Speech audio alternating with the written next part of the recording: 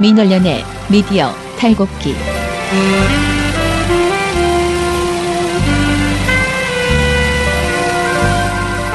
민원련의 미디어 탈곡기 115화 시작하겠습니다. 예, 저는 민원련의 김원경 사무처장이고요. 미디어 탈곡기의 이장입니다. 네, 부녀회장 배나은 활동가입니다. 네, 청년회장 이봉호 활동가입니다. 예, 오늘 몸들이 다 어떠신가요? 좀 더 걸린 것 같아요, 이봉호 씨는. 네, 좀 망했습니다. 망했어요, 게다가. 어제 하루 딱 괜찮았고 오늘부터 다시 술병이 이렇게 무서워. 다시 환자. 대를 이어서 술병이 나는 게 아니고 하루를 건너서 갑자기 이틀을 걸렀어요. 이틀을 걸러. 토요일 날 과음했는데 이제 오늘 아픈. 오늘부터 갑자기 아침부터 아프기 시작했답니다. 아픈 김에 좀 확 많이 아파서 회사를 못 나왔으면 좋겠는데 그 정도는 아니에요. 또 나와. 그렇게 정신줄을 놓을 정도의 가로는 그 또 상태는 아닌가 봐요. 안타깝습니다. 예, 아무튼간에 그렇고.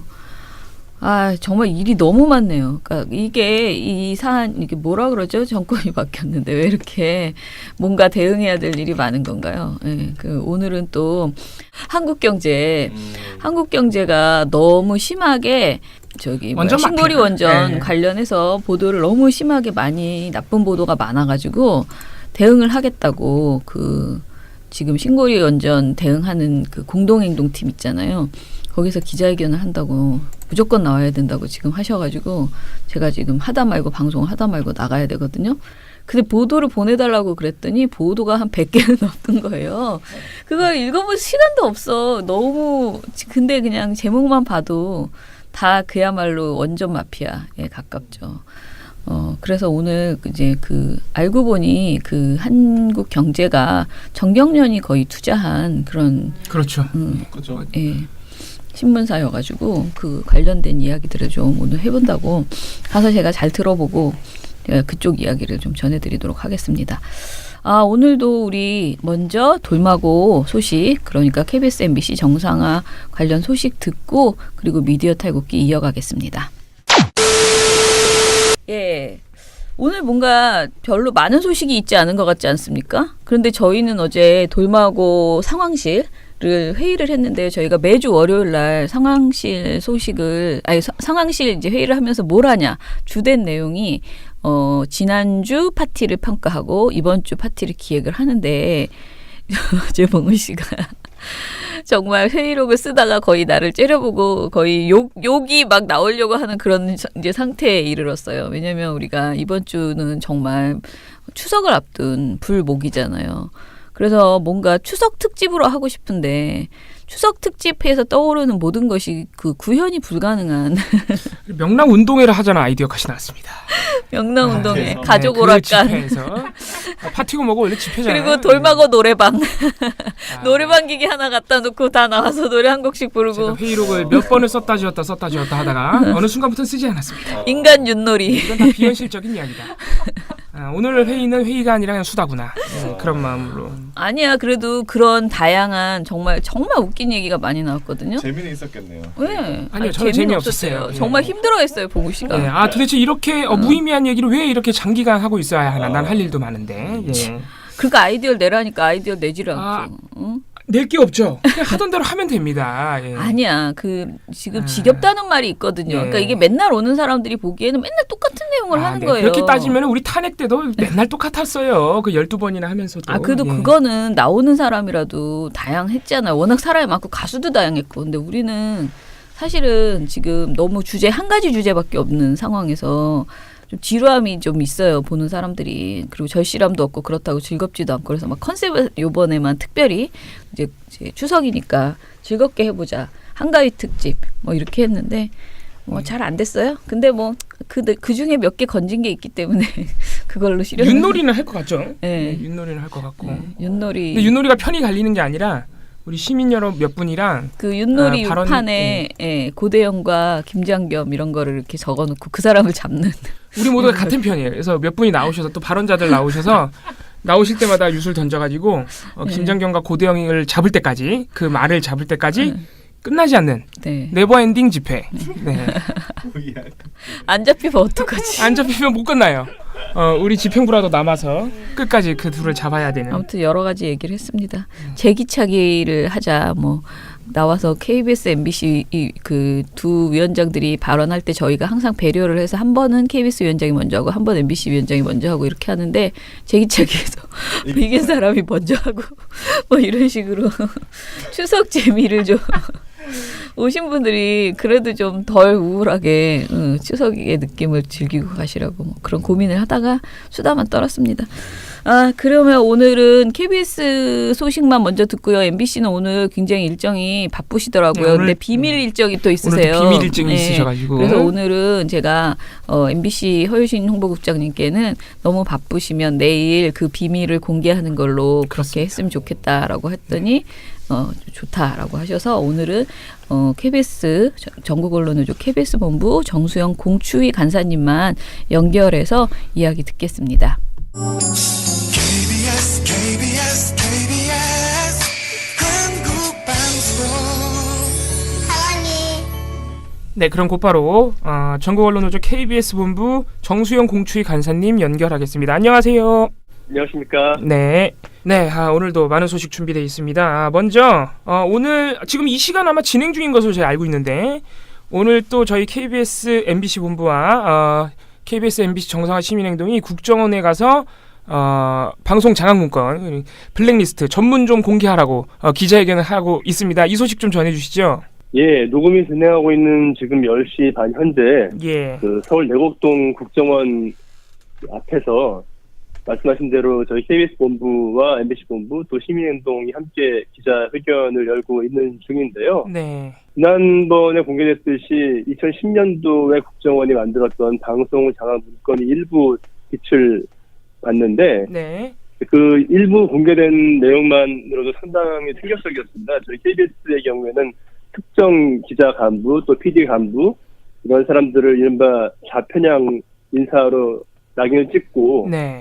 어떻게 퇴출시킨 것인가에 대한 구체적인 방안까지 작성한 문건 내용이 공개돼서 굉장한 파문이 일었는데 네. 사실 이게 빙산의 일각에 불과하다고 보거든요. 그렇죠. 예.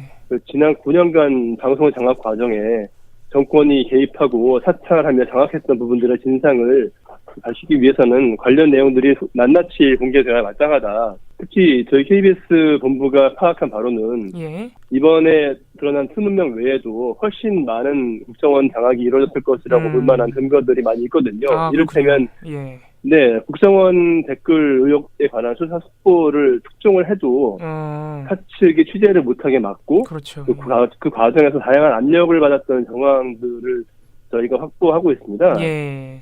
예, 그리고 관련자들이 누군지도 확보를 하고 있고요. 그래서 이런 추가로 국정원이 KBS 방송을 장악 과정에 개입했던 것으로 볼 만한 그런 근거들을 내부적으로 취합을 해서 예. 오늘 국정원장 앞으로 제출을 하고 또 국정원 개혁 태스크포스 팀에도 개혁위원회에도 전달을 해서 예. 지금까지 드러난 국정원의 방송을 장악 진상을 담고 있는 문건들을 모두 공개해달라. 예. 이거를 강하게 요청을 하고 추진할 계획입니다. 예. 아니 지금 우리 KBS, MBC 구성원들과 우리 시민행동이 지금 이 기자회견만 전문을 공개해달라는 기자회견만 3번째거든요. 그렇습니다. 예. 그런데 이게 국정원이 이 전문을 공개하지 못하고 자꾸 이렇게 찔끔찔끔 내놓는 이유가 특별히 있을까요? 왜 공개를 못할까요? 그 속은 저희도 알 길이 없는데요. 예. 아무래도 뭐 정치적으로 역풍을 우려하는 게 아닌가 하는 의심도 들고, 예. 또 아무래도 이제 그 당시의 사정과는 많이 달라졌지 않습니까? 예. 이를테면 그 당시에 피해자로 됐던 분들 중에 지금은 입장을 돌변하던 분들도 있고요. 네. 또 검찰 수사가 진행 중이기 때문에 수사의 기밀성을 유지하기 위한 측면도 없지는 않을 것이고, 뭐 일부 이해를 한 측면도 없지 않습니다만은, 예. 그래도 지금 방송이 사업에 들어가서 예. 양대 공영방송이 모두 대기능을 하지 못하고 있는 상황을 빨리 정상화시키기 위해서라도 예. 그동안의 방송 장악 실체를 국정원이 빨리 공개하는 것이 예. 이 사태를 수습하기 위한 깔끔한 해결책이라고 생각합니다.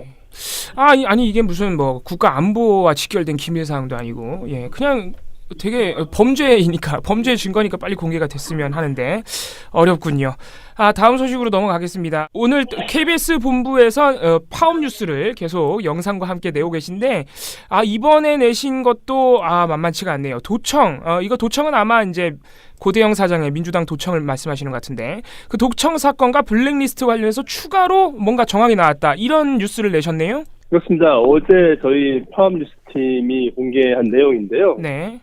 이번이 이제 7번째 7탄 파업 뉴스입니다. 예. 이번에 공개된 내용의 핵심은 그동안 이제 베일에 가려져 있던 도청 사건, 그리고 최근에 국정원 문건을 통해 실체가 드러나고 있는 블랙리스트, 네. 개입, 이런 부분들에 대해서 KBS의 핵심 간부와 임원들이 상당 부분 내용을 이미 알고 있었다는 걸 뒷받침해주는 내용입니다. 예. 그 증거가 2009년부터 2012년까지 4년치에 해당하는 그 임원회의 발언록을 파업뉴스팀이 이제 입수를 했거든요. 예. 그래서 그 임원회의 발언록을 낱낱이 분석을 해본 결과 상당히 놀랄만한 내용들이 나왔는데 이를테면은 현 고대영 사장이 당시 보도 책임자였는데 보도본부장이었으니까요. 계속 책임을 회피하는 발언도 많이 했지만은 무슨 생각에서였는지 임원회의 자리에서 이 도청 사건을 둘러싸고 진실이 드러나면 핵탄두급이다 라고 발언을 했고 또 제3의 인물을 통해 취재한 것은 사실이다. 이런 발언도 한 것이 기록으로 남아 있습니다. 다시 말해서 고대영 사장 본인이 뭔가 도청 사건의 진실의 열쇠를 쥐고 있다는 뜻이거든요. 뭔가 알고 있다는 것이죠.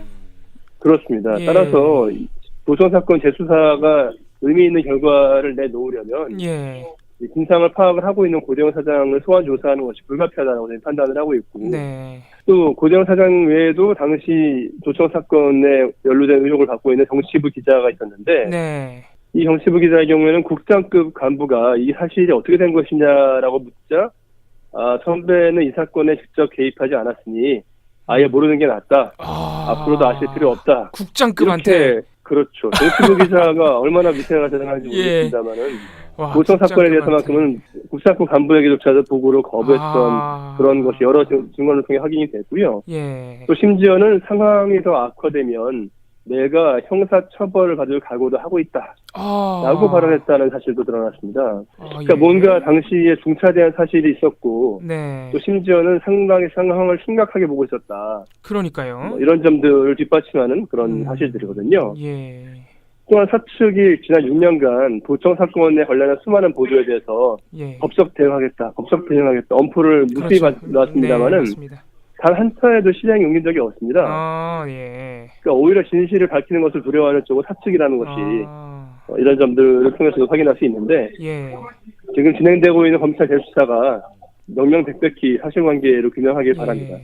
이게 지금 블랙리스트가 갑자기 MB 블랙리스트가 터지면서 약간 도청에 대한 관심이 조금 사그라들었는데 이게 수사가 좀 지지부진한 느낌이 드네요. 고대영 사장 소환 계획은 없습니까 지금 검찰에서? 검찰 수사 상황을 저희가 낱낱이 알 필요는 없습니다만 이렇게 새롭게 진상조사를 통해 드러난 사실들도 있으니 검찰이 속도를 내서 고대영 사장에 대한 출국 금지 또 소환 조사 반드시 이루어져야 한다고 보고요. 또 어제 파업뉴스에서는 KBS 블랙리스트 관련된 임원회의 발언록도 일부 공개가 됐는데 2010년 10월 당시 KBS 블랙리스트 관련 김미화 씨에 대한 경찰 조사가 진행 중이었거든요. 그렇습니다. 김미화 씨가 자신이 블랙리스트에 올랐다는 거에 대해서 KBS를 상대로 법적 조치했었으니까요. 근데 그 당시에 김민규 당시 사장, 그러니까 이명박 당시 대통령의 대선 캠프의 후보 출신이죠. 이 사람이 김미화 같은 사람 하나 홍보 대응을 못해서 되겠느냐.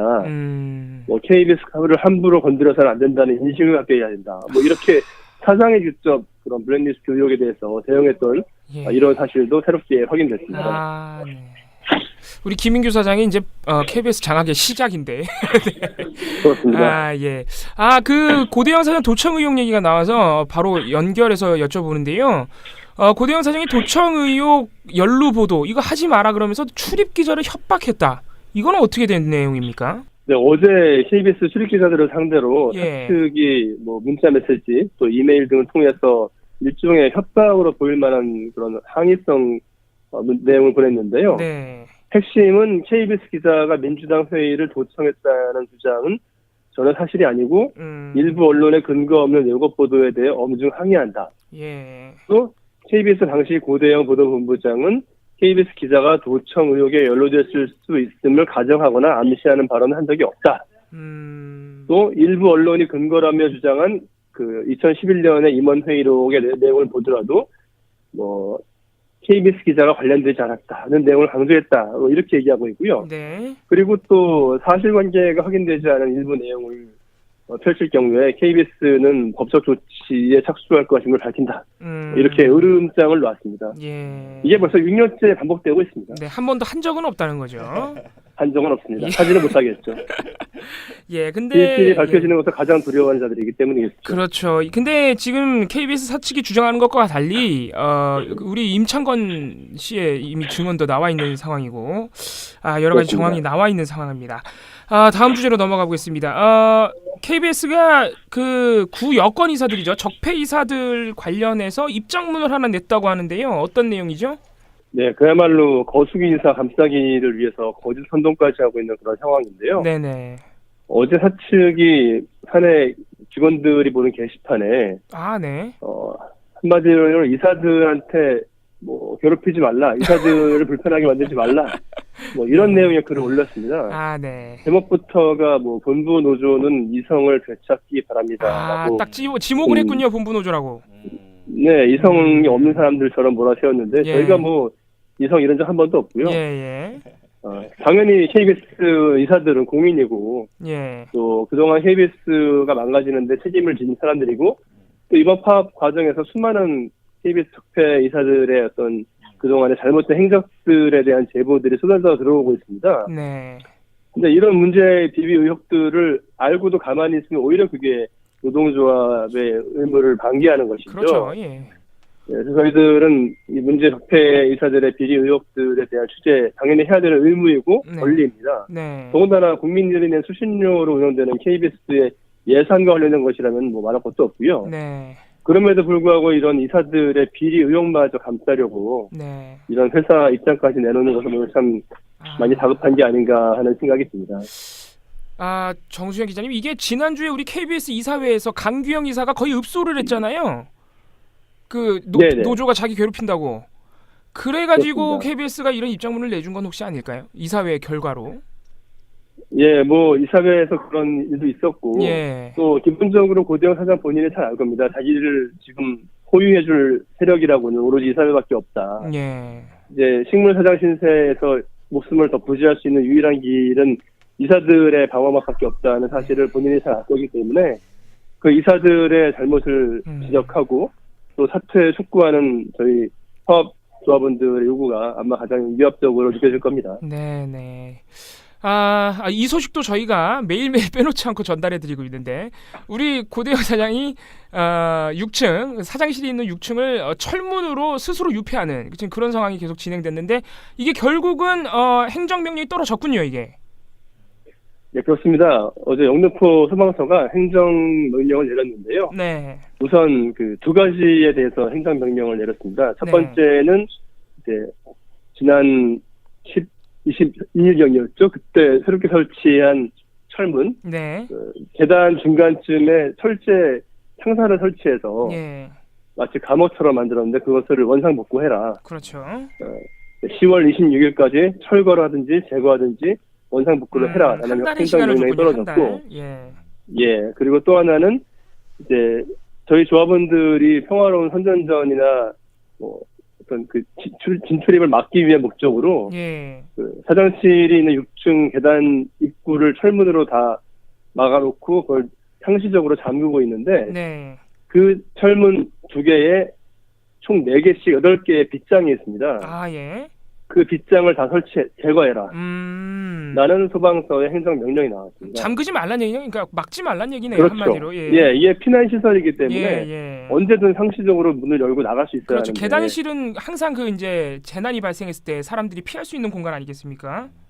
그렇습니다. 그것을 4개씩의 빗장을 놓고 담그고 있는 것은 피난을 방해하는 행위니까 그렇죠. 이거 다 예. 제거해라. 네. 그리고 이제 과태료 100만 원씩을 물렸고요. 아, 과태료가 다만, 동시에 떨어진 건가요? 행정명령과 함께? 그렇습니다. 행정명령과 예. 함께 과태료가 떨어졌고 예. 다만 이제 의견 제출 기한을 10월 12일까지 주겠다. 음. 그 기한 내에 과태료를 내면은 20%는 감액해준다. 예. 그래서 고대호 사장이 최소한의 그 회사 예산을 아끼려면 20만 원 아끼기 위해서 빨리 과태료 내고 행정명령 이행하기 바랍니다. 아, 예. 우리 고대영 사장님 참 안타깝습니다. 저희가 어제도 말씀드렸지만 소방법 위반. 아, 우리 KBS 사장님이 위반하기에는 좀 네. 아, 네. 경미하지 않나 이런 생각을 좀 해봅니다. 아, 오늘 오후 그렇습니다. 3시에 오늘 오후 3시에 우리 외대 학생들이 참 요새 KBS 우리 구성원들과 인연이 깊습니다. 한국 외대에서 또 기자회견이 있다고 하는데요. 어떤 내용인가요? 네, 오늘 오후 3시에 한국외대 서울 캠퍼스 본관 앞에서 네. 한국외대 서양어대 학생회 또 영어대 학생회 그 밖에도 많은 학생 단체들 한 20여 곳이 동참을 해서 예.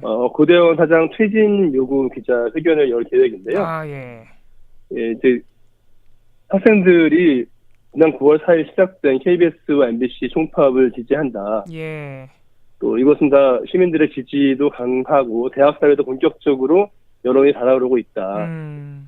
예, 이번 기자회견은 고대영 사장 조속한 퇴진, 또 외대 출신 언론 적폐 인사들에 대한 후배들의 강력한 규탄 메시지를 담을 것이다. 아, 예. 이런 결의를 밝혔고요. 예.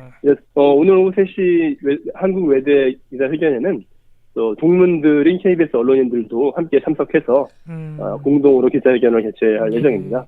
이게 아마 지금 대학생이 스스로 KBS 문제, 공영방송 문제로 기자회견한 것은 지금 파업 이후에 처음이죠. 지금 학생들이 해주는 거는.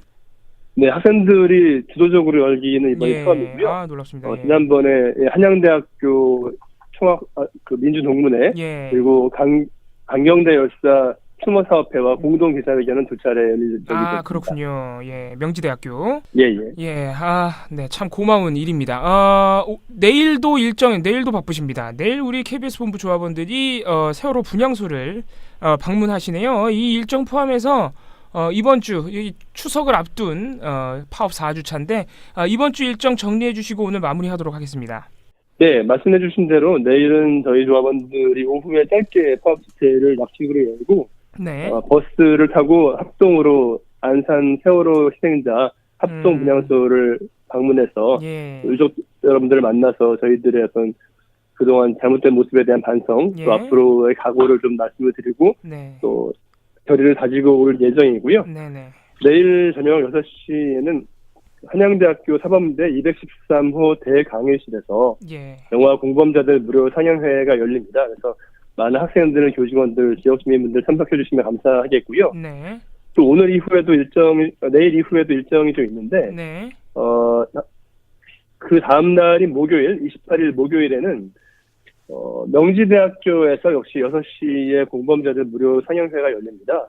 네. 그래서 여기도 역시 많은 그 지역 주민들 또 학생분들 참석해 주시면 감사하겠고요. 네네. 이날 오후에는 7시에 돌마고 파티가 열립니다. 맞습니다. 예. 그래서 목요일 저녁 7시에 역시 많은 시민분들 돌마고 파티 참석해 주십사 하고요. 예. 29일 금요일에는 이제 귀성객들을 상대로 예. 저희 파업의 그 상황과 또 목적, 각오를 알려드리는 선전전 펼칠 예정이고요. 이 선전전은 서울뿐만이 아니라 전국에 있는 저희 언론노조 KBS 본부 지부에서 공동으로 선전전을 펼칠 예정입니다. 네, 또 금요일 선전전 서울에서는 우리 시민행동이 또 우리 KBS MBC 조합원 여러분들과 함께하도록 하겠습니다. 오늘도 많은 소식 감사합니다. 저희 내일 또 찾아뵙도록 하겠습니다. 감사합니다. 감사합니다.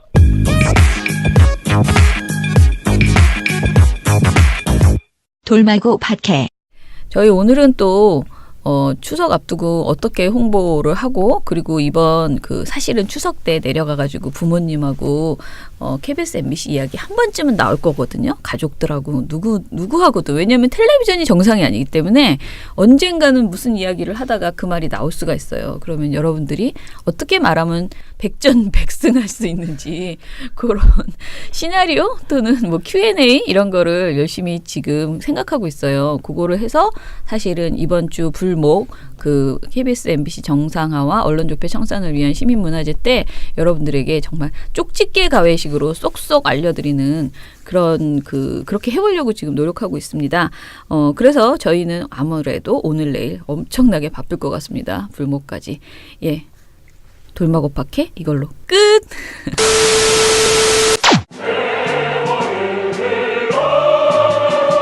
적폐 청산 가운데 가장 중요한 분야 중에 하나가 저는 언론 적폐라고 생각합니다.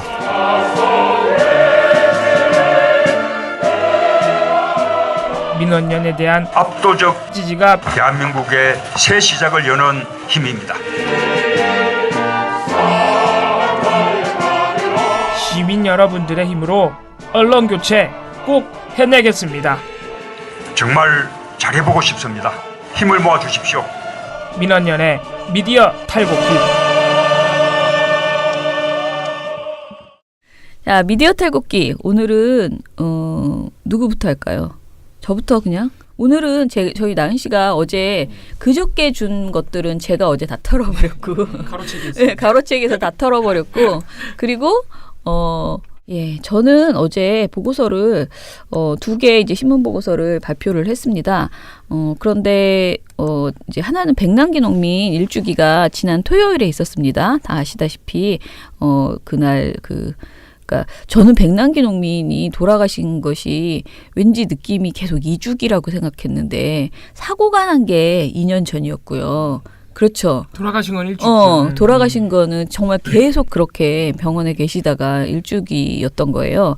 자꾸 머릿속에서 이상하다. 2년 전에 사고 2년 전에 났는데 막 이렇게 하다가 머리가 2년 전 있었던 일도 이렇게 혼떡스럽다니. 네, 작년에 그래서 부검 때문에 네, 박근혜 그랬죠. 정부가 부검하려고 그래서 네. 우리가 또 한바탕 난리를 쳤잖아요. 그렇죠. 예.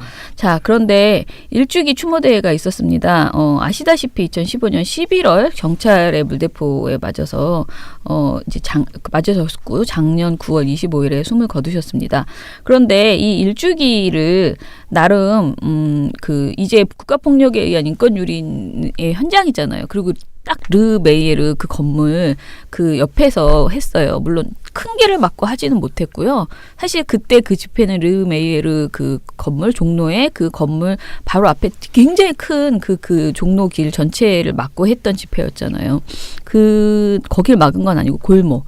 유니클로와 르메이에르가 있는 그 사이에 작은 골목에서 했습니다. 근데 한 4차선 정도를 막아서 그래도 끝이 보이지 않을 정도로 길게 늘어서서 많은 분들이 오셨어요.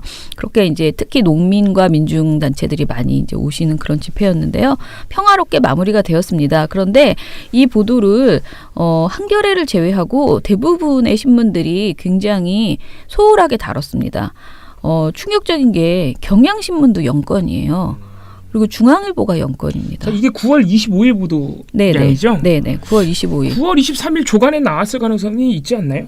9월 23일. 토요일 날. 근데 네. 이게 왜냐하면 결과를 보여주는 그날 발언이나 뭐 이런 것들의 의미가 있는 거기 때문에. 23일에 보도가 나왔을 가능성이 있거든요. 그날 행사가 있기 있겠네요. 때문에 그날 보도가 좀 체크가 돼야 될 것 같은데. 예. 어쨌든 간에 25일 날 경향신문은 보도가 없습니다. 지금. 한겨레는 6건이었고요. 그날. 당일날, 그러니까 25일 날, 그리고 동아일보 1건, 조선일보 2건, 한국일보 1건이었습니다. 보도량을 보면, 그러니까 보도 내용을 보면요, 일단은 경향신문과 중앙일보가 이렇게 하나도 보도하지 않은 것은 사실은 이날 발언이나 좀 의외네요. 근데. 네. 그렇죠. 뭔가 이제 저도 이건 말고 이날 뭐에 집중했었는지는 경향이 그거는 제가 파악을 못했는데요. 보도하지 않았고 동아일보도 사실은 보도 안 한 거나 마찬가지인데 왜냐하면 김순덕 칼럼에서 한마디 딱 한 거예요. 최소한의 농산물 가격 보장, 식량 주권 실현을 위한 농정의 중심에 놓지 않으면 문재인 정부는 촛불의 정통성을 외면할 것이라는 이 발언이 농민대회에서 나왔다라는 말. 요거 하나가 있었을 뿐이에요. 근데 김순덕 칼럼 이분이 악용하는 또 칼럼이었죠. 했던 일을 보면 분명히 이것도 그냥 그러니까 사실상 이 농민대회에서 문재인 대통령에 대한 비판 발언이 많이 나왔다라는 거에 방점이 찍혀 있는 그런 보도였습니다. 지금 이 칼럼 이름이 심상치가 않아요. 어용시민과 촛불 파시즘이야. 그러니까 칼럼 이름이 나쁜 보도 걸어야 칼럼이 제목이 이상해. 촛불 파시즘은 뭐죠? 이 칼럼 다 읽어봐야 되는 거 아닙니까? 이거 명령했다 이런 거지. 뭔가 수상쩍은데.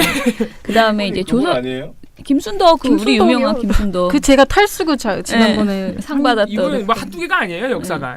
그 다음에 이제 조선일보 같은 경우에는 무엇을 했겠습니까? 뻔하죠. 조선일보는 주한미군 철수, 촛불 시즌 2 이렇게 해가지고 반사드 단체들이 모였다라고 이제 주장을 했습니다. 제목이 이 와중에. 이 와중에 반사드 단체 주한미군 철수 촛불 강행. 야. 촛불 시즌 2 강행. 야, 근데 제목 뽑는 건 진짜 이 제목 뽑는 거는 좀 다른 신문들이 배워야 돼요, 진짜. 잘 뽑는다 근데. 이렇게 깐죽거리는 거는 다 뽑죠. 잘 쓰는 게 어렵지.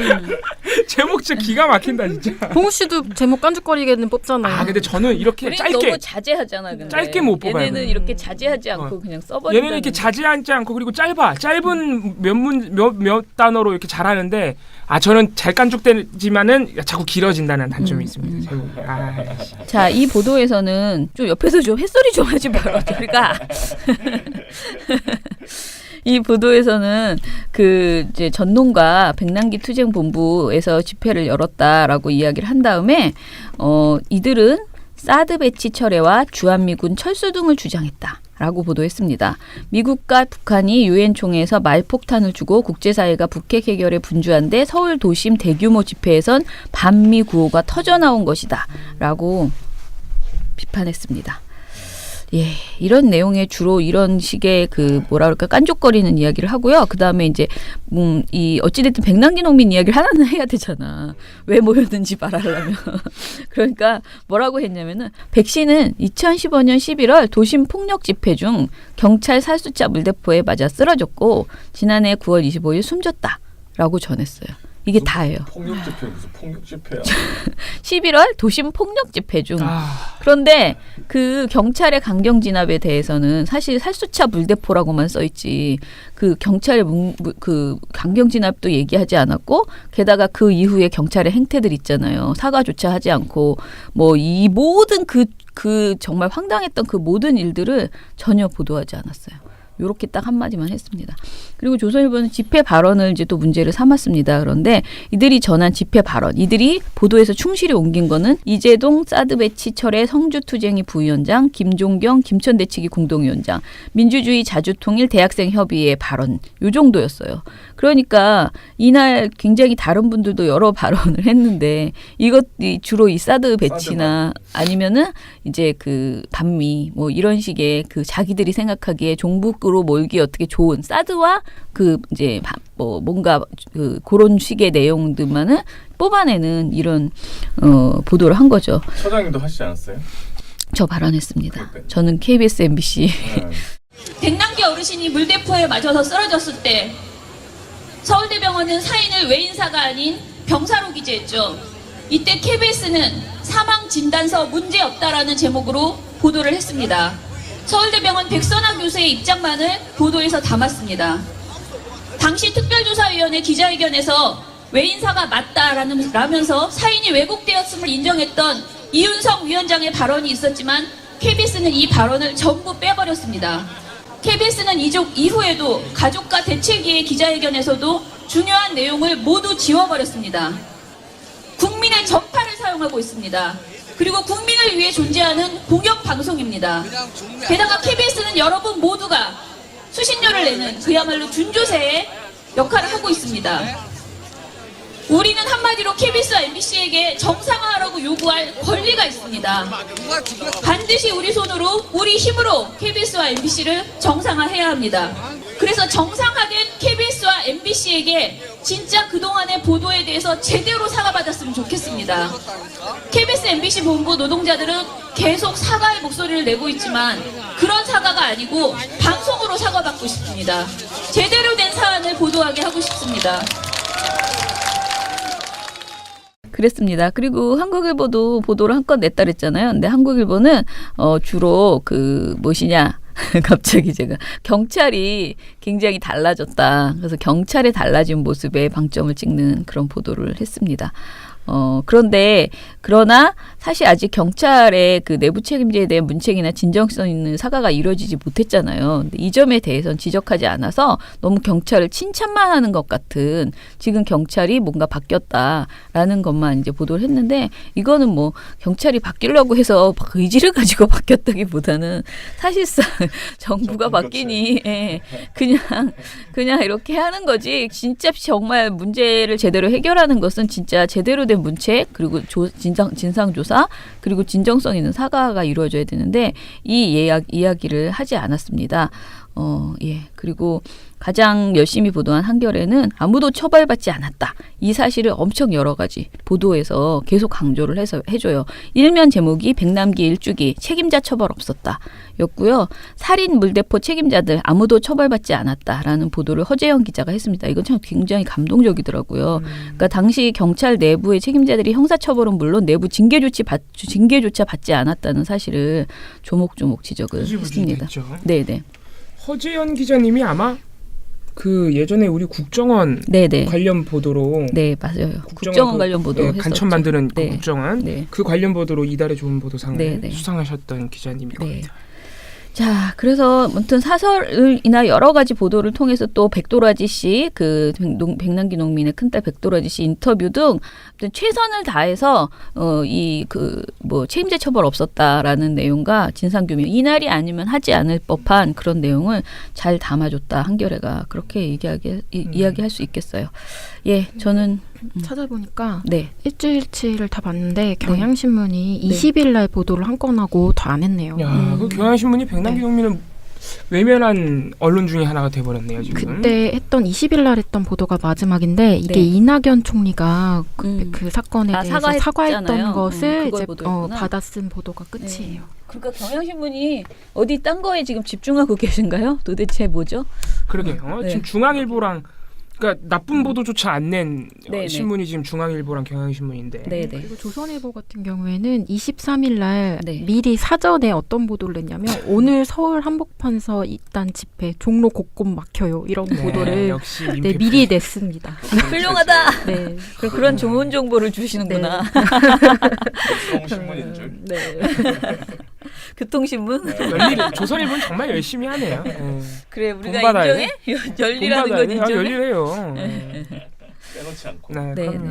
그다음에 이제 조선일보에서 또 하나 이제 우리가 열심히 지적한 게 이거 사실 너무 늦어가지고 제가 그러니까 내볼까 말까 하다가 열심히 썼기 때문에 그리고 이게 요즘 그렇게 제보가 들어온다면서요. 그래서 그 최보식 칼럼 조선일보 최보식 칼럼이 해묵은 블랙리스트 꺼내들며 탄압받은 정의의 사도처럼 이르하는 제목의 보도를 했거든요. 근데 이 칼럼이죠. 이 칼럼을 가지고 칼럼이 진짜 기분은 진짜 나쁘더라고. 뭐 그냥 그러니까 우리가 어떤 칼럼 보면 여기저기 다 날리고 문제점이 있는 내용이 한 세네 마디 정도 있는 경우들이 있잖아요. 근데 얘는 그냥 매 문단마다 반론을 해야 될 것 같은 그런 보도 있잖아요. 최악이네. 네네.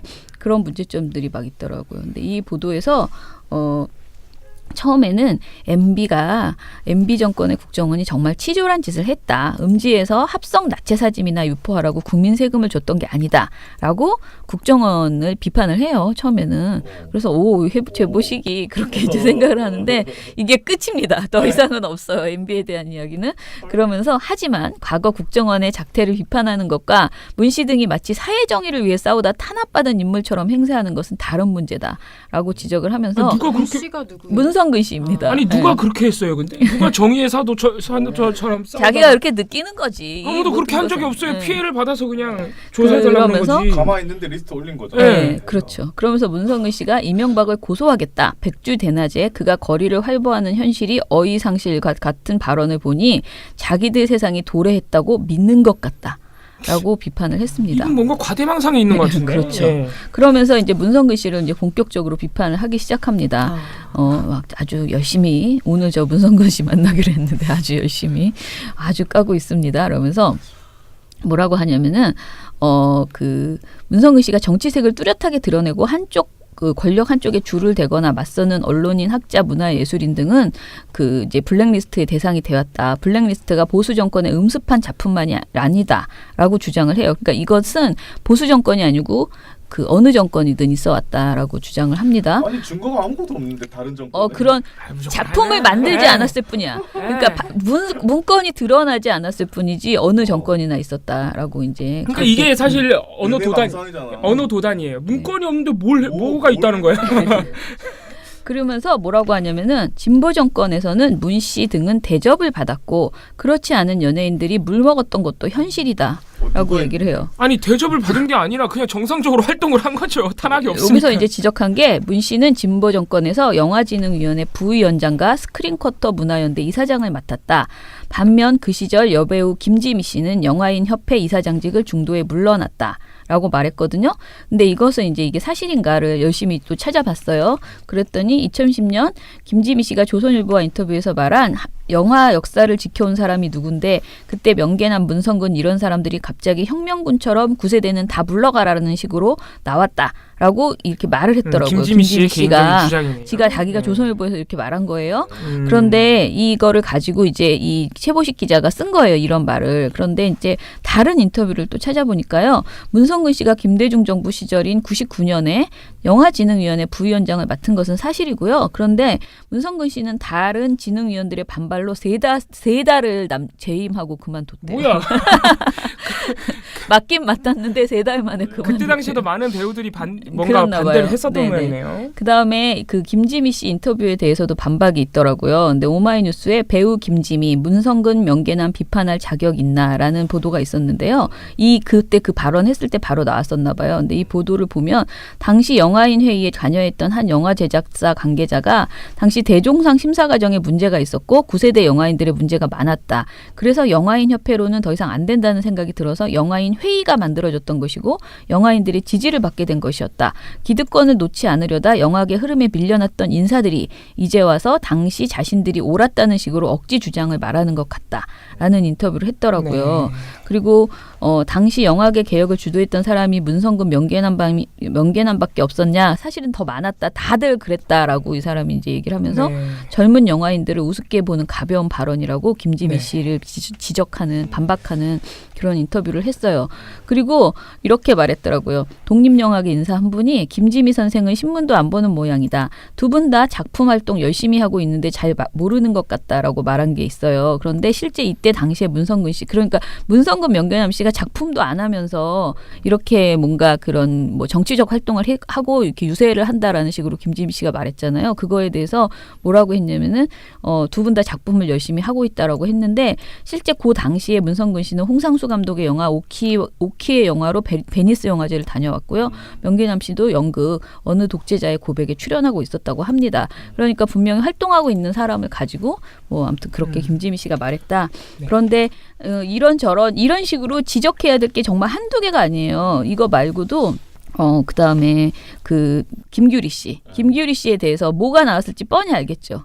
당연히 그 청산가리 그 발언하면서 연기력이 없다는 식으로 김규리 씨에 대해서 이야기를 해요. 진짜 치졸하네. 네, 근데 이거는 정말 기분이 나쁘더라고요. 뭐라고 하냐면은요, 이제 그 김규리 씨를 문성근 씨가 뭐라고 했냐면 한창 자신의 역량을 발전시키고 활동해야 할 20대와 30대 사이에 집중적으로 배제당하고 불이익을 받았다라고 이제 말했잖아요. 근데 이거를 가지고 최 기자가 광우병이 득실거리는 소를 뼈채로 수입하다니 차라리 청산가리를 입안에 털어넣는 것이 낫겠다고 그 글을 트집을 잡으면서 당시 국민 절반이 보수층에서 그런 연예인을 그 전처럼 선입견 없이 볼 수 있었을까?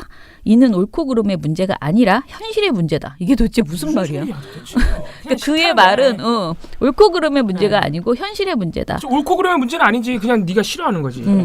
김규리 씨를. 그리고 이런 말도 있어요. 보수 정권에서 김규리 씨가 집중적으로 배제와 불이익을 받았는지는 확인할 수 없지만 사실 그녀는 꾸준히 영화 드라마에 출연해왔다. 그 작품과 연기력이 대중에게 어필했는지는 모르겠다. 인신공격까지. 이렇게 말했어요. 네. 문화평론까지 하시네. 아무튼 이런 지적을 했고요. 그다음에 이제 방송 개입 등의 과오는 잊어버린 채 피해자 비난을 계속 김미아 씨에 대해서는 그 방송이 인기가 없었다고 또 주장을 해요. 김미아 씨 라디오가 얼마나 인기가 많았는데요. 그러니까요. 그래서 이분 전반적으로 뭔가 망상에 빠져. 뭐냐면요. 그녀는 자신의 능력 때문에 발탁됐다고 여기겠지만 상당수 국민은 그런 김 씨를 보고 싶어 하지 않았다. 그녀가 방송 프로에서 퇴출된 것은 단순히 국정원의 개입 때문이 아니라 대중의 사랑을 잃은 측면이 더 컸다고 본다. 이렇게 말했어요. 이분 대단하다. 이거 명예훼손 아니에요? 이러니까 우리한테 제보가 많이 오는구나. 네. 이거 여기에 그냥 각자 김미아 좋아하시는 분들 김미아 씨 관련해서 제보하고 각자 막 지금 항의하는 거지. 이 칼럼 하나 가지고. 어쩐지 요새 제가 받은 제보 전화만 2개인데 뭐냐면은 2번 다 제가 받은 거는 2번 다 문성근 씨였어요. 뭐냐면은 이번 이 조선일보 보도도 있지만 예전에 얼마 전에 중앙일보에서도 비슷한 보도를 냈었나 봐 칼럼에서. 그때 또 한 번, 이번에도 한 번인데 그러니까 뭐냐면은 이런 보도가 나왔다. 너무 내가 봐도 기분 나쁜데 문성근 씨가 이 보도를 알고 있느냐 이거예요. 이거 내가 뭐 어떻게 할 수가 없으니 빨리 알려드리고 고소하게 해야 되는 거 아니냐. 너무 기분이 나쁘다. 저희가 보고서도 내고 하기 때문에 또 문성근 씨가 저희 회원이기 때문에 아마 알고는 계실 겁니다. 그래서 요새 고소 고발하고 계신다. 이명박도 고소했고 그래서 그렇게 일단 말씀드리고 끊었는데 이 내용을 들어보니까 왜 그렇게 우리 시민분이 화가 나는지 알만하네요. 근데 아무튼 근데 저는 문성근 명계남 씨까지는 그냥 뭐 자기 내내방상이다 하겠는데 연기력을 비하한다거나 인기가 없었다라고 하는 거. 김미아 씨 그 방송은요 진짜 인기가 좋았어요. 라디오 그 시간대에도 1위였고 굉장히 광고가 있습니다. 다 팔렸죠. 그리고. 네네네.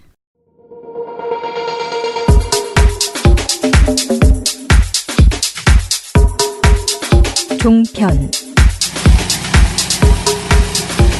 오랜만에 가져온 것은 제보 체크인데 조금 재밌어요 이번엔. 재밌다기보단 역시나 우리 종편의 편파 왜곡 이런 심각성을 다시 한번 깨닫게 해주는 몇몇 패널들의 이 막말성 주장들은 여전히 심각한 수준입니다. 특히 MBN이 제가 요새 종편 소식 가져오면 TV조선이 잘 없어요.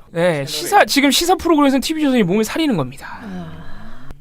저희가 이제 아마 원래대로 하면 12월 달에 이루어졌어야 될 그 조건, 재승인 조건에 대한 이행 실적을 점검하는 그 기간이 원래 12월인데 이게 이제 방통위가 구성이 좀 늦어지면서 아마 연기될 것으로 보이는데 그런 문제 때문에 TV조선은 약간 몸을 사리는 것 같고 상대적으로 관심이 덜한 MBN과 채널A가 거의 날뛰고 있는 수준입니다 지금. 어쩌려고 이런지 모르겠어요. 재승인이 그냥 될 것으로 생각하나 봐요. 그래서 보시면은 처음 일단 제보 내용을 말씀드릴게요. 그래서 9월 16일 MBN의 시사 스페셜에서 자유한국당의 대구 경북 대국민보고대회에서 나온 막말을 논하던 중 자유한국당이 말한 막말은 전부 문재인 대통령 때문이다라는 주장이 나왔다. 이런 제보가 왔습니다.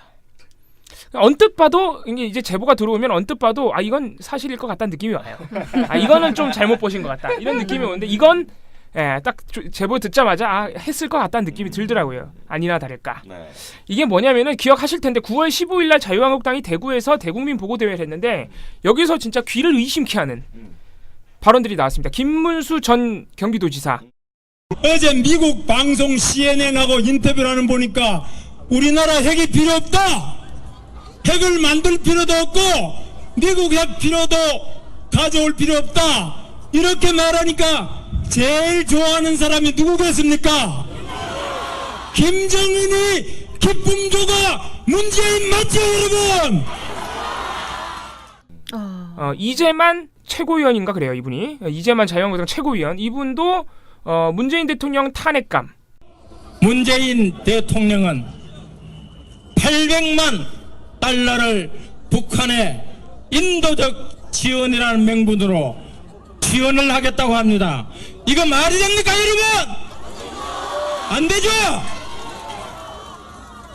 바로 문재인 대통령이 적폐 대상이 아닙니까 여러분? 그리고 문재인 대통령이 탄핵감이 아닙니까 여러분? 바로 매국행위 맞으시죠? 이런. 왜? 몰라요 저도. 김정은의 기쁨 좋으니까 탄핵감이겠지. 아무튼 그런 거예요. 이게 지금 되게 일부만 소개해드린 거예요. 훨씬 많아요. 엄청 진짜 입에 담지 못할 막말이 오고 갔는데 이거를 논한 거예요. 이 MBN 시사 스페셜 9월 16일 방송이. 그래서 잘 보면은 모든 그 패널들이 자유한국당을 감싸고 돈 건 아니에요. 그래서 보면은 몇몇 이종근 씨 그리고 차재원 씨, 이종근 이분은 데일리한 논설위원인가 그렇고 차재원 씨는 이분이 이제 부산 가톨릭대 교수입니다. 근데 이 두 분 다 사실 이 발언은 어떻게 감싸고 돌 수가 없었나 봐. 이 두 분에서 굉장히 강력하게 비판합니다. 이 발언에 대해서 있을 수 없는 말이다. 그런 식으로 비판하는데 문제는 정혁진 변호사라는 분과 이분은 좀 처음 보는 분이고, 예. 나머지 한 분은 역시나 차명진 전 자유한국당 의원. 이 두 분은 아주 장시간 문재인 대통령 때문에 그런 막말이 나오는 것이다라는 주장을 펼쳤습니다. 그러니까 그런 주장을 할 수 있다 쳐요. 그래서 만약에 그 근거가 합당하면 사실 우리가 이렇게 반박할 수 없습니다. 근거가 합당하면. 근거가 너무 웃겨요. 다 거짓말이야. 그러니까 정혁진 변호사 이렇게 말합니다. 사실은 왔다 갔다 북한에 특사를 보낼 수 있다라고 말씀을 하셨다가 강력하게 응징하겠다. 그다음에 뭐 다양한 대화 방안을 갖고 있다고 14일 날 말씀하셨다가 15일 날은 또 대화를 할 수 없다. 이런 식으로 말씀을 하신 게 쉽게 말하면 저희가 봤을 때는 강경책과 온건책을 둘 다 근데 두 마리 토끼를 다 잡을 수 있을까? 그게 의문이고 그러한 그 대통령의 태도가 지금 저와 같은 자유한국당에 말도 안 그런 돼요. 이야기를 갖다 한 것이 아닌가 저는 그런 생각을 합니다. 대화를 절대 할 수 없다고 했다고요? 네, 그렇게 말을 했대요. 아무튼 간에 지금 이렇게 주장을 하는 거예요. 차명진 씨도 뭐 별반 다르지가 않습니다. 그래서 차명진 씨도 똑같은 주장을 했어요. 그거 방금 제가 말씀드린. 근데 차명진 씨는 좀 웃긴 게, 그러니까 정혁진 변호사가 이렇게 말을 하니까 이 방송에 김현 민주당 대변인이 나왔어요. 나름 이 이제 MBN 같은 종편이 하도 욕을 먹다 보니까 양쪽 수는 맞추려고 노력해요. 근데 수도 잘 안 맞아요. 김현 민주당 대변인이 혼자 거의 캐리를 했어요, 이날. 그래서 김현 대변인이 정혁진 아까 그 변호사의 말을 듣다가 깜짝 놀라가지고 김현 대변인. 제가 얘기하는데 대통령이 북한에 특사 보내겠다는 얘기 한 적 없습니다. 그건 허위사실이고요. 그리고 지금 김정은의 기쁨 조다 또는 탄핵감이다라고 얘기했던 그 한 분은 최고위원이고 한 분은 전직 공직에 몸을 담았던 분이고 그리고 홍준표 대표도 역시 뭐 그 과도한 발언을 하시는데 지금 저 문제는 명예훼손뿐만이 아니라 저희 그 더불어민주당에 대한 심각한 그 반의사 불벌죄에 해당하는 거기 때문에 법적 당에서 명예훼손 관련해서 법적인 조치하기로 조치를 했습니까? 하겠습니다. 그리고 좀 전에 변호사님께서 얘기했던 저런 행동이 대통령의 오락가락이라고 하는 건데요. 대단히 위험한 발언이라는 점을 지적하지 않을 수 없습니다. 차명진 씨가 뭐라 그러냐면 엄청 비꼽니다. 김현 대변인을. 김현 대변인 무섭네. 오늘 얘기하시네. 막 그러면서 저는 그 김현 대변인 얘기하는 걸 이렇게 들어보면서 과거에 MB 때 우리가 10년 만에 정권을 잡았을 때 제가 하던 행태, 그때 제가 대변인이었어요. 그런 모습이 이렇게 또 오버랩이 돼요. 그래서 제가 그때 참 정말로 세상 돌아가는 거 모르고 오만했구나 이런 생각이 드는데 그런 식으로 세상 물정 모른다. 이런 식으로 표현을 했습니다. 세상 물정 모른다는 정확한 워딩이에요. 네. 그래서 제가 이런 워딩이었을 겁니다. 제가 참 철이 없었다. 근데 김현 대변인이 딱 그렇다. 지금 이런 표현이에요. 네. 아직도 철이 없는 것 같은데. 그래서 뭐라고 하냐면은 대화하겠다 이렇게 해놓고서 그 다음날 절대 대화 못한다 이렇게 하면은 국민이 보면은 얼마나 헷갈리겠습니까? 지도자가요 10cm 가면요 저 밑에 국민은 막 1km씩 왔다 갔다 합니다. 정신이 없어요. 그래서 이런 부분에 대해서 표현의 문제는 뭐 제기하시는 건 좋은데 그렇게 그냥 막 윽박지르고 명예훼손으로 걸겠다 이렇게 하고 하시면 명예훼손이 아니라 반의사 불벌죄라고 얘기했고요. 저는 법률 잘 몰라서 그러는데 무슨 반의사인지 뭔지 잘 모르겠는데 이렇게 비판을 했습니다. 자, 그래서 이 두 사람의 주장의 문제점을 말씀드릴게요. 일단 문재인 대통령은 특사를 북한에 파견하겠다고 말한 적이 없습니다. 이건 김현 대변인이 얘기를 했죠. 심지어는 북한 특사를 공식적으로 언급한 바가 딱 한 번밖에 없어요. 문재인 대통령이. 취임 100일 되는 날. 적어도 북한이 추가적인 도발을 멈춰야만 대화의 분위기가 조성될 수 있다고 생각합니다. 그렇게 대화의 여건이 갖춰진다면 그리고 갖춰진 대화의 여건 속에서 남북관계를 개선해 나가는데 또 북핵 문제를 해결하는데 도움이 된다고 판단된다면 그때는 북한에 특사를 보내는 것도 충분히 고려할 수 있다고 봅니다. 네, 보내겠다고 한 것도 아니에요. 아무튼 딱 한 번 그런 말씀을 하셨고 특사를 보내겠다고 말한 적은 더더욱 없습니다. 그리고 14일 CNN 인터뷰를 자꾸 이 두 사람이 언급을 하는데 이건 어떻게 된 거냐면 14일 CNN 인터뷰에서 실제로 문재인 대통령이 그런 비슷한 발언을 하기는 하셨어요. 그러니까 CNN 인터뷰에서 뭐라고 했냐면은 북한이 대화의 장으로 나올 경우 양자회담 또는 다자회담을 비롯한 다양한 대화방을 갖고 있다고 말을 했습니다.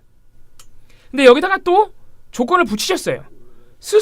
북한 스스로 대화 여건을 만들어야 된다. 이렇게 말씀하셨습니다. 근데 15일 날 어떤 일이 벌어졌냐면은 14일 날 이런 인터뷰를 했는데 15일 날 북한이 바로 IRBM이라고 이건 이제 중장거리 탄도미사일인데 이걸 또 쐈어요. 그래서 자꾸 이런 식으로 나오면 대화를 할 수가 없다라고 말씀을 하셨어요. 근데 생각을 해보세요. 지금 문재인 대통령은 취임부터 지금까지 일관적으로 대화와 압박 투트랙 전략이라는 걸 써왔어요. 표방해 왔어요. 그거를 찬성하느냐 반대하느냐는 자유로운 생각이지만 어쨌든 지금 우리 정부의 공식적인 대북 전략은 그거예요. 그러니까 6차 핵실험 이후에도 그걸 유지한 거예요. 그래서 14일 CNN 인터뷰에서도 북한이 대화의 장으로 스스로 나온다면 여러 대화 방안을 우리가 마련할 수 있다고 말씀을 하신 거죠. 그런데 15일 얘네가 또 썼잖아요. 자꾸 이런 식으로 나오면 대화할 수 없다. 이거는 어떻게 보면 되게 자연스러운 반응이죠. 상황이 변화. 예, 상황이 변화했으니까. 물론 그 부분에 대해서 비판을 할 수 있습니다만은 지금 이 두 사람은 이 CNN 인터뷰와 15일 입장으로 뭘 했어요? 문재인은 김정은의 기쁨조라는 막말을 두둔했잖아요. 그거하고는 전혀 연결될 수가 없죠. 말도 안 돼요. 제가 볼 때는 그 어떤 이유로도 문재인 대통령, 한나라의 대통령을 아무 이유 없이 탄핵감으로 몰아붙인다든가 김정은 기쁨조라는 식으로 명예훼손을 하는 거는 그 어떤 이유로도 사실 두둔하기가 어렵습니다. 거의 명예훼손 범죄에 가깝기 때문에. 그래서 이런 차명진 씨와 정혁진 변호사의 행태는 방송에서 나오기는 좀 어려운 부분이다. 그래서 오히려 이걸 사회자가 제지를 했어야 되는데 사회자가 신나서. 심지어 MBN과 채널에 있는 김문수 전 지사의 김정은 기쁨조 발언이 15일 날 나왔잖아요. 21일, 22일까지 계속 보여줘요. 이유를 알 수는 없지만 계속 보여주는 거죠. 아이고. 아무튼 그런 상황이 반복되고 있습니다. 그리고 이건 굉장히 논란이 됐던 내용인데 건대역 240번 버스 사건 아시죠? 네, 이게 이제 제보가 들어오기로는 9월 11일 날 이게 처음 알려져서 논란이 컸는데 9월 12일 방송에서 MBN 뉴스파이터가 사실 확인도 하지 않고 버스 기사를 범법처럼 몰고 있다. 이런 제보가 들어왔습니다. 근데 이건 간단히 요약을 해드릴게요. 사실이에요, 제보가. 그래서 MBN 뉴스파이터의 그 진행자인 앵커와 출연자 이 전원이 전부 다 그 11일 날 최초 올라왔던 온라인상의 제보 글 있죠, 게시글. 그거를 사실로 전제한 채로 버스 업체, 버스 기사를 엄청나게 비판을 합니다. 심지어 버스 기사한테는 어떤 식으로 하냐면은 유기죄에 성립될 수도 있다는 식으로 비판을 해요. 엄청나죠. 근데 제가 이걸 왜 간단히 요약해드리냐면 이제는 그게 모두 사실이 아닌 것으로 드러났고 버스 기사가 위법한 행위를 했다는 것이 아무것도 없다. 이게 경찰 조사, 서울시 조사 결과 다 일단락이 됐죠. 그리고 서울시 조사 결과 버스 기사의 증언대로 당시 그 이제 어머니가 내려달라고 한 그 상황이 이미 노선으로 접어들었고 노선으로 접어든 상황이 막 옆에 막 이렇게 무슨 이렇게 중앙선에 보면 막 방지 그 펜스 같은 것 있잖아요. 그런 것이 있는 상황이어서 문을 열기 어려웠던 것이 맞다. 이런 지금 조사 결과까지 나와서 지금은 일단락이 됐고 그런데 이게 12일 날이면 MBN만 이런 상황이 아니었어요. 맞아요. 거의 모든 매체가 마녀사냥을 하고 있었죠. 네. 그래서 MBN만 그런 것은 아니고 이게 최초 보도가 12일 날 최초 보도가 머니투데이에서 나왔습니다. 머니투데이가 단독 보도를 했는데 머니투데이 단독 보도 자체가 이미 취재한 게 아무것도 없어요. 그냥 온라인 그 글을 그대로 가져와서 비난 여론이 일고 있다 그러면서 막 제목을 엄청 자극적으로 뽑아버립니다. 네. 유기죄, 그 유기죄가 이 머니투데이 최초 보도에 이미 나와요. 제목에 유기죄 물음표 이런 식으로. 그래서 이거를 또 막 연합뉴스 막 엄청나게 받았습니다. 막 경향신문, 뭐 CBS 노컷뉴스 막 성향을 가릴 것 없이 전부 받았었어요. 그래서 MBN만 특별히 그런 것은 아닌데 MBN은 이게 화면이 있단 말이에요. 그러니까 방송이라는 게 사실 더 파급력이 크기 마련이죠. 그래서 그 CCTV 영상 막 이런 거 해가지고 MBN이 굉장히 자극적으로 보도를 한 건 사실입니다. 그런데 이 이제 후속을 말씀드리자면은 참 안타까운 것이 그래서 지금은 이 MBN을 포함한 많은 언론에 대한 비판이 상당히 커요. 사실 확인하지 않고 취재도 없이 온라인 SNS에서 화제가 된다고 보도하는 게 과연 언론 윤리에 맞느냐. 그리고 또 썰전에 유시민 전 장관이 나와서 엄청나게 비판을 했습니다. 언론의 행태에 대해서. 기자라는 사람들은 사실관계가 취재로 밥 먹고 사는 사람들인데 SNS에서 글 쓰는 일반 시민들도 아니고 말이 안 되는 짓이라고 엄청나게 비판을 했어요 이미. 네. 근데 안타까운 것이 CBS 녹화뉴스를 제외하고는 어느 매체도 사과를 하지 않았습니다. CBS 녹화뉴스는 사과 보도를 올렸어요. 네, 죄송하다고. 아무튼 그래서 다시 한번 우리 언론들의 안타까운 상황, 잘못된 보도 행태가 또 한 번 문제를 일으켰다. 그래서 지금 이 버스 운전기사는 상당한 정신적 피해를 호소하고 있는 상황이죠. 하여튼 그런 상황입니다. 네, 종편 제보는 이 정도에서 줄이도록 하겠습니다. 시민이 단결만 하면 언론 적폐 세력 무조건 이깁니다. 왜 종편이라고 하는가 하면 종일 편파 방송만 한다고 종편입니다. 종일 편파 방송이 내 욕이나 하고 엉터리 여론조사 발표나 하고 그래갖고 국민 여론을 오도를 하고 종편이가 4개 중에 2개는 없애버리고 모든 언론 세탁기 이어서 한번 돌리겠습니다. 아니죠. 우리는 민원연의 미디어 탈곡기에 넣고 확 돌리겠습니다. 민원연의 미디어 탈곡기. 자, 오늘 저희 할 일이 너무 많습니다. 일단 제가 조금 전에 말씀드린 것처럼 한국 경제를 비판하는 그 기자회견은 제가 이제 11시에 가고요. 그다음에 12시에는 저희 사무실에서 아주 가까운 곳에 태영 빌딩이라고 있잖아요. 그 빌딩 안에 뉴스통신위원회 이제 사무실이 있어요. 그 앞에서 기자회견을 합니다. 왜 할까요? 뉴스통신위원회는 연합뉴스에 마치 MBC의 박문진이 있는 것처럼 뉴스통신위원회는 연합뉴스의 주주를 구성하고 있는 관리 감독하는 기구예요. 그런데 이 뉴스통신위원회에서 기자회견 저희가 하는 이유는 연합뉴스도 그 지금 현재 있는 그 적폐 이사들이 전부 사실은 어떻게 보면 사퇴해야 되는 그런 상황이라고 저희는 보는 거예요. 특히 그 지금 KM 때문에 너무 KM이 극단적으로 너무 나쁘니까 모든 사안을 좀 감싸고 있는 부분이 있어요. 대표적으로 욕을 먹고 대표적으로 거기부터 지금 우리가 해결해야 된다고 말하지만 연합뉴스의 문제점은 여러분들이 아마 저보다 더 많이 지적하시는 것 같아요. 왜냐면은 민원연이 연합뉴스를 제대로 지적을 안 하고 있어서 오히려 제보도 더 많이 오는 것 같고, 그리고 저희에게 이제 불만으로 왜 연합뉴스 모니터 제대로 못하느냐라고 얘기하시는 경우도 많더라고요. 그래서 저희가 오늘은 이게 보도에도 나왔는데 연합뉴스의 야권 추천, 그러니까 지금 현재 여권 추천 이사였죠. 전에는 민주당 추천 인사였던 이사 한 분이 이제 자진 사퇴를 선언을 하면서 우리 모두 사퇴하자라는 식의 그런 이제 발언을 하셨더라고요. 그래서 그걸 계기로 해서 연합뉴스 관련돼서 이게 필요하다. 왜냐하면 연합뉴스는 사실은 지금 여러분들이 많이 알고 있지는 못하시지만 연합뉴스 내부에서는 이미 한 5월달 초부터 계속 자정이 필요하다라는 요구가 있었고 노조는 계속 그 사내 집회를 하고 이렇게 하고 있어요. 여러 가지 일들이 벌어지고 있어요. 거기도 사실 세부적으로 따져보면은 사실 KM 못지 않습니다. 예. 그리고 사실 보도의 문제점으로 봤을 땐 연합이 더 나쁘죠. 너무 심각하죠. 예. 너무 많아서 우리가 다 지적할 수 없어서 그렇지. 네, 최근에 있었던 그 초유의 트럼프 트위터 가스라인 사건, 그것도 역시 연합뉴스발 사건이었고, 그렇죠. 예. 또 연합뉴스 이제 많은 분들이 알지는 못하지만 연합뉴스 노보를 보면 연합뉴스 사측이 경영진이 보도를 막은 경우도 많이 있습니다. 네, 맞아요.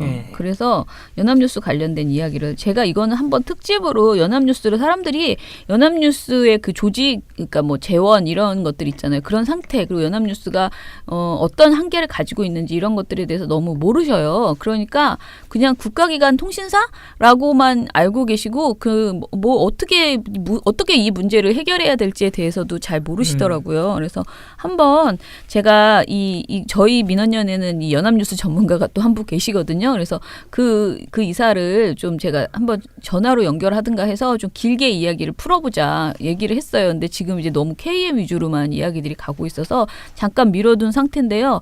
아무리 급해도 지금 이걸 해야 된다라는 판단하에 오늘 이제 그 전국언론노조와 민원연 등 여러 단체들이 같이 그 연합뉴스 앞에, 그러니까 뉴스통신위원회 앞에 가서 기자회견을 합니다. 그리고 또 이제 저희는 오늘 국정원 앞에 가서 10시 30분에 지금 하시고 계시겠네요. 10시 30분에 KBS MBC 정상화 시민행동 이름으로 지금 기자회견을 하고 계십니다. 아시다시피 MB 블랙리스트의 전문을 공개하라라는 이 기자회견만 3번째거든요. 네네. 이쯤 되면 좀 공개 좀 해주지. 한 번 할 때마다 하나씩 풀기 때문에요. 네. 한 10번 해야지 다 나올 것 같기도 하네요. 전문을 다 보려면 100번 해야 되는 거 아니에요? 네, 힘드네요. 네. 그리고요, 그리고 오늘 저희 KM 정상화 시민행동에 이제 대표자 회의가 있어서 추석 어떻게 잘 보낼지에 대해서 이야기를 할 거고, 결정적으로 마지막 오늘 저희 좋은 보도 시상식이 있습니다. 제가 지난번에 들은 얘기로는 조성지 회원은 저희 팟캐스트를 듣다 말고 시상식을 가려고 다시 막 뒤돌아 나오려고 했다고. 근데 저희 방송이 워낙 우리 몇 시에 업로드 되나요? 한 5시? 보통 근데 이제 본인이 업로드 네. 된 이후에 한참 있다가 뭐 7시쯤 딱 누르시면 지금 이 방송을 제 목소리를 딱 들으실 때는 이미 8시가 되어서 못 오실 수도 있는데 저희는 아무튼 7시에 시상식을 합니다. 이번에는 문자가 갔습니다. 아, 그랬습니까? 네, 어제 수도권 회원들에게 문자가 가서 꼭 좀 참석을 부탁드리고요. 예. 네. 오늘 누가 오시나요? 네, 오늘 상 받으시는 분 이름만 얘기해 볼까요? 신문은 서영지 기자. 그죠? 한겨레 신문의 국정원 댓글 공작 관련 보도 단독 보도 서영지 기자인데 오늘 못 오신다고. 네네. 사전에 있으셨고. 뭐 사전에 일이 9시 넘어서 끝나가지고 안 된대요. 네. 그리고 JTBC는 유선희, 김민관 기자님 두 분이 오신다고 했습니다. 네. JTBC는 시사인은 말 안 해도 아실만한 5.18 공습설 증언 관련 보도였고 온라인 부문은 시사인은 이것도 알만한 사람은 다 아는 장충기 문자 단독 보도. 그래서 김은지 기자, 주진우 기자 두 분이 상을 받으시는데 김은지 기자는 확실히 오시고 김은지 기자가 열심히 주진우 선배를 꼬시고 있다고. 제가 어제 전화했을 때도 꼬시고 있다고. 귀국하신 지 이틀밖에 안 됐다고. 네, 아무튼 그런 소식입니다. 오늘 다들 참석하십니다. 네, 오늘 많이 와주시기 바랍니다. 사실 매달 그렇긴 하지만 이번 달에도 상을 받으시는 분들이 정말 상을 받아 마땅하다, 진짜 대박이다라고 생각되는 그런 보도들이 전부 셋 다 그래서요. 굉장히 뿌듯합니다. 네, 오늘은 그리고 간담회 할 때 참 물어볼 게 많아요. 예를 들어서 5.18 공습설 증언 같은 경우에는 어떻게 취재했는지 되게 궁금하지 않습니까? 우리 증언자들을 어떻게 꼬신 게 아니라 어떻게 설득했는지. 저는 장충기 문자의 뒷이야기가 사실은 더 궁금한데. 장충기 문자야 어차피 그게 재판에 증거로 넘어가 있는 거를 어떻게 이렇게 검찰에서 잘 입수를 했겠죠. 그래서 그 취재 경위 같은 건 대충 예상이 가는데 우리 5.18 공습설은 당시 군 관계자를 설득해서 증언을 라이브로 하게 한 거잖아요. 상당히 어려운 일인데 아무튼 간에 네, 오늘 재미있는 이야기 많이 들려드리겠습니다. 민원연의 미디어 탈국기는 또 내일도 내일은 진짜 셋 다 열심히 뭔가 털 것이 있을 것 같아요. 내일도 열심히 털어드리겠습니다. 민원연의 미디어 탈국기는 내일도 열심히 털어드리겠습니다. 탈탈탈. 안녕.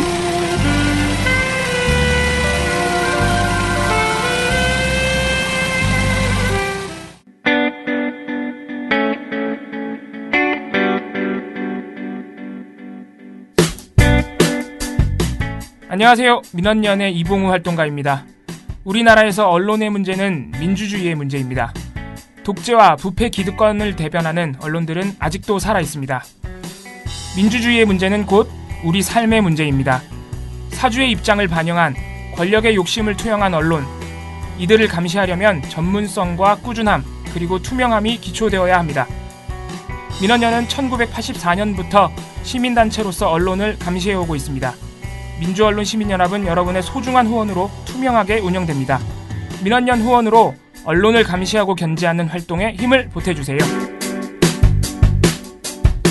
민주언론 시민연합은 여러분의 소중한 후원으로 투명하게 운영됩니다. 회원 가입 및 후원 문의 전화번호는 서울 전화 02-392-0181입니다.